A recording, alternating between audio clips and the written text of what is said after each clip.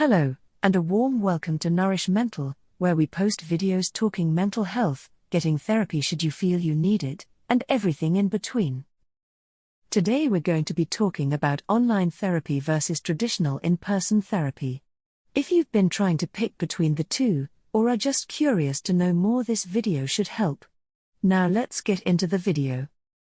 And as always, captions are available if you need them. There are many different types of therapy to choose from these days. Two of the most popular are online therapy and in-person therapy. Both have their pros and cons. In-person therapy may be more personal and intimate, but online therapy may be more convenient and affordable. Here is a closer look at the pros and cons of each type of therapy.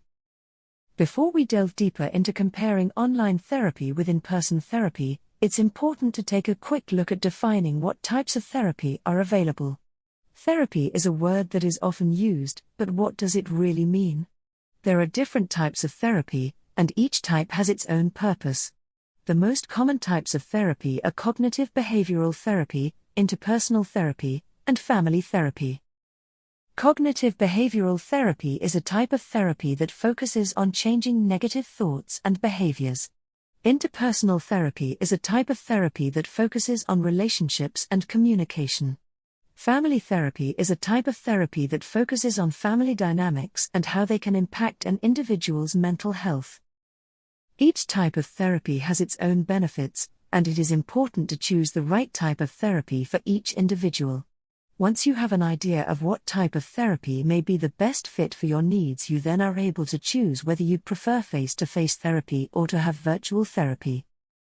Online therapy, pros and cons. Online therapy has become a popular option for those seeking help with a variety of mental health issues. While there are some advantages to this type of therapy, there are also some disadvantages that should be considered before making the decision to participate in online therapy. One of the main advantages of online therapy is that it's more convenient than traditional therapy.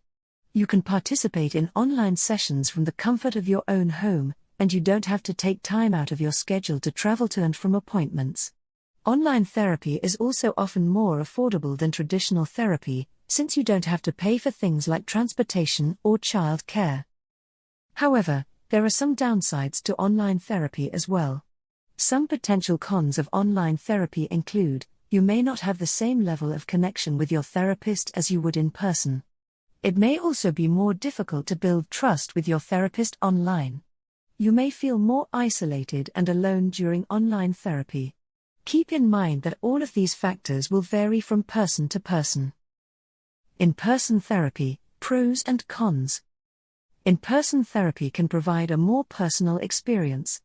In-person therapy can provide a more personal experience than therapy done over the phone or online. When you are in the same room with your therapist, you can pick up on their nonverbal cues and get a better sense of what they are saying. You can also build a stronger relationship with your therapist when you meet with them in person. Depending on the person, it can be less intimidating than meeting with a therapist online or over the phone, and it can help you feel more relaxed. Part of this is because you'll be able to see their face and body language, which can help you feel more connected to them. And, if you're comfortable with them, you may find it easier to open up and discuss personal topics. Which one is better? You may be asking yourself if one is better than the other, and the answer is, it depends. The choice of whether to go to therapy online or in person depends on a variety of factors. It ultimately varies from person to person. Some people may find that online therapy is more convenient, while others might prefer in-person therapy because it feels more personal. It also takes effort to make progress in therapy, no matter what form it takes. You have to be willing to put in the time and work required to see results. For some people, this might mean attending weekly sessions with a therapist. Others might need to check in with their therapist less frequently. Ultimately, the best choice for therapy depends on what will work best for you and your individual needs. If you're not sure which option is right for you, speak with a therapist about your options and what they recommend for your particular situation. When should you seek therapy? When to seek therapy can be a difficult question to answer. On one hand, It may seem like admitting you need help is a sign of weakness. On the other hand, therapy can be extremely beneficial for those struggling with mental health issues. Ultimately, the decision of whether or not to seek therapy is a personal one. However, there are a few things to keep in mind that may help you decide if therapy is right for you. If you find yourself constantly thinking about your mental health, it may be indicative of a larger problem. If you are struggling to cope with your thoughts and emotions, therapy can help. A therapist can provide you with tools and techniques to better manage your mental health.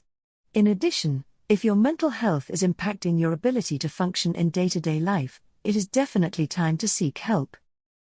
How to get the most out of therapy? If you're considering therapy, congratulations! You're taking a very important step in your mental health journey.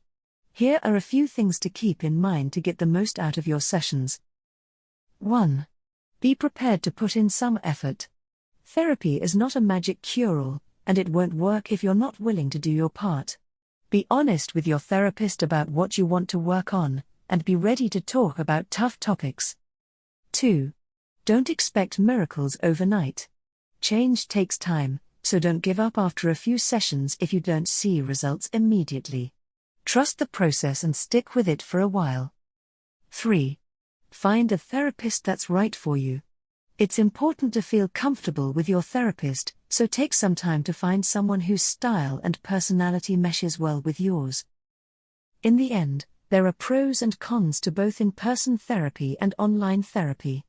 It is important to weigh the options and decide what is best for the individual. In-person therapy may be better for some people while online therapy may be better for others. Cheers for watching. If you haven't yet and you fancy giving a like or subscribing, go right ahead. Have a wonderful day, and I'll see you in the next video.